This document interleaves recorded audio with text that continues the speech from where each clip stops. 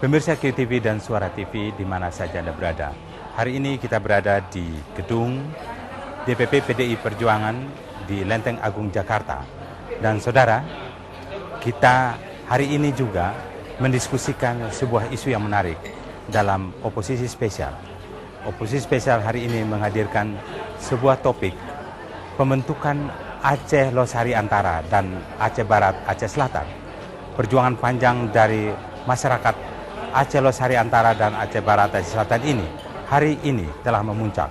Dan di DPR, saudara, mereka telah berhasil masuk untuk bagaimana partai fraksi-fraksi di DPR harus membentuk Aceh Losari Antara dan Aceh Barat, Aceh Selatan sebelum 17 Agustus 2008 ini.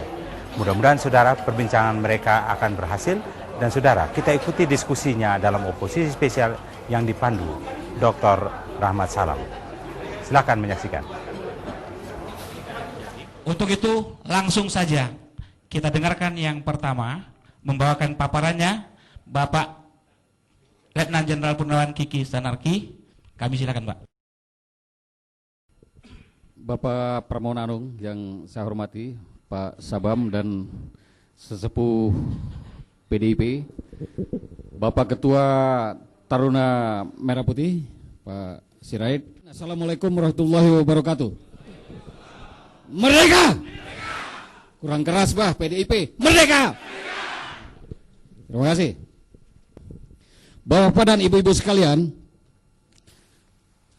ala Abbas ini atau isu ala Abbas ini sudah muncul sejak 99, jauh sebelum MOU Helsinki. Kemudian terus berkembang pro kontra sampai sekarang. Nah, seperti apa pro kontra itu? Bagi masyarakat ala Abbas yang menginisiat ini, ada beberapa alasan. Yang pertama adalah secara geografis, daerah ini akibat pembangunan yang lalu menjadi terpencil, jauh dari ibu kota, infrastrukturnya parah, jauh dari urat nadi ekonomi Aceh, yaitu jalan Medan Banda Aceh, sehingga secara geografis menjadi amat terpencil. Lalu secara demografis, suku di ala Abbas ini berbeda dengan suku yang ada di pesisir utara selatan. Kalau di pesisir utara selatan itu kebanyakan pendatang dari Asia Selatan, profilnya saja jauh berbeda. Sedangkan suku ala Abbas ini adalah suku asli di situ. Ada juga yang pendatang dari Batak, dari Jawa, dari Padang dan lain sebagainya, tapi asli Indonesia. Maka tidak heran kalau tadi dalam sajak tadi ada disampaikan Datu Beru itu adalah seorang pahlawan dari ala Abbas, asli di sana, yang berjuang untuk merah putih, untuk kemerdekaan dulu. Bahkan ceritanya sampai dia meninggal, itu tidak nikah karena untuk perjuangannya. Jadi saya kira masyarakat ala Abbas secara demografis memang berbeda. Kalau dibeleh gitu darahnya merah putih masyarakat sebelah sini. Nah, sedangkan masyarakat tadi yang saya sebut adalah memang tidak heran saya kira pengaruh GAM sangat besar di situ. Aceh besar sampai ke Aceh Selatan di pesisir itu. Nah, kemudian secara sosial, politik juga masyarakat ala Abbas ini kelihatan teralienasi, jarang yang menjadi pimpinan di tingkat provinsi. Nah, ini ada apa? Tentu ada diskriminasi di sini. Ini juga yang membuat mereka bersemangat untuk berpisah. Lalu kemudian yang ketiga, yang berikut adalah alasan ekonomi. Tadi sudah disampaikan oleh Pak Pramono Anung juga. Daerah ini kaya luar biasa secara kandungan alam, perkebunan, pertanian. Jadi untuk pertambangan tadi, perikanan juga demikian. Akan tetapi tidak dieksploitasi, sehingga juga ada alasan untuk kesejahteraan masa depan keadilan dari masyarakat ala Abbas. Tapi buat mereka yang menolak pemekaran ini juga ada alasan. Alasannya adalah terutama tidak sesuai dengan MOU Helsinki. Poin 114 MOU Helsinki itu menetapkan bahwa batas NAD itu sesuai dengan batas tahun 56. Jadi ala Abbas harus masuk di situ. Nah, kita salahnya sudah menandatangani MOU Helsinki itu. Lalu kemudian juga saya kira tidak sebatas itu saja alasan-alasan yang dikemukakan oleh masing-masing dua pihak ini. Mari kita lihat lagi. Pak, tolong di stop saya kalau sabar. Saya bicara kadang-kadang kepanjangan.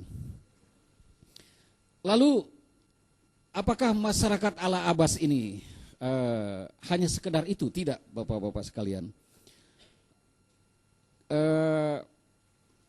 Kelihatan dari sikap masyarakat ala Abbas ini dalam upaya pemekaran ini cukup keras dan cukup ulet gitu untuk mengupayakan ini dari tahun 99, bisa dibayangkan.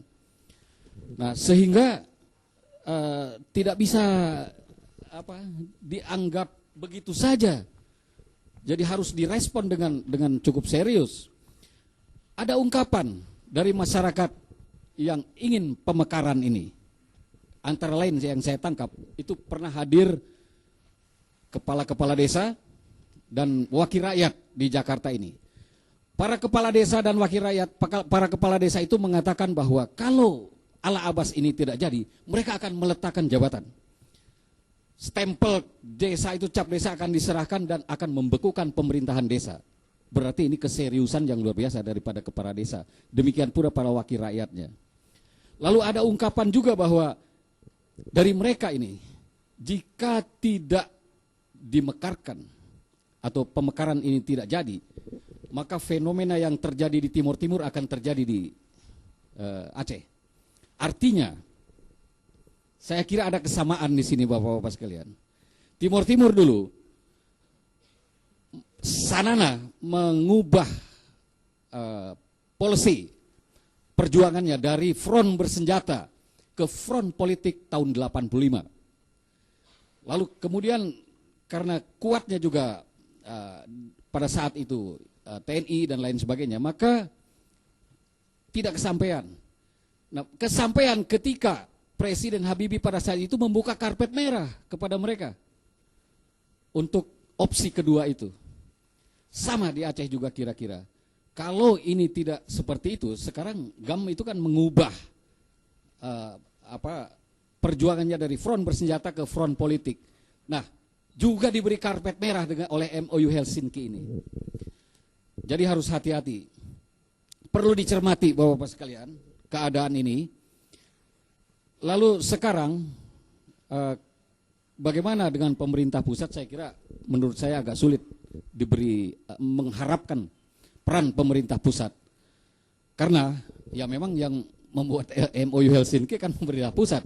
Kalau mereka pro pemekaran ini berarti mengingkari itu dan mungkin akan berhadapan dengan internasional. Membuat MOU Helsinki kan pemerintah pusat. Kalau mereka pro pemekaran ini berarti mengingkari itu dan mungkin akan berhadapan dengan internasional. Lalu juga akan terhadang juga nanti oleh poin 112 dalam MOU itu.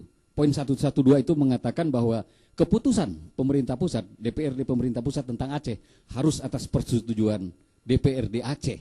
Berarti DPRD Aceh bisa menganulir keputusan pusat. Di negeri manapun tidak ada seperti itu. Keputusan pemerintah pusat, DPRD pemerintah pusat tentang Aceh harus atas persetujuan DPRD Aceh. Berarti DPRD Aceh bisa menganulir keputusan pusat. Di negeri manapun tidak ada seperti itu. Jadi ini harus dicermati hati-hati. Lalu ada data di lapangan secara politik sekarang ini. Saya membuat makalah. Dalam makalah itu saya katakan bahwa 10 bupati wali kota dari 23 daerah tingkat 2 kota adalah GAM. Tapi rupanya tadi Pak Bupati mengatakan bahwa sudah 11 sekarang Pak. Sudah 11 karena apa tadi yang terbaru? Ya ada yang masuk baru lagi, GAM.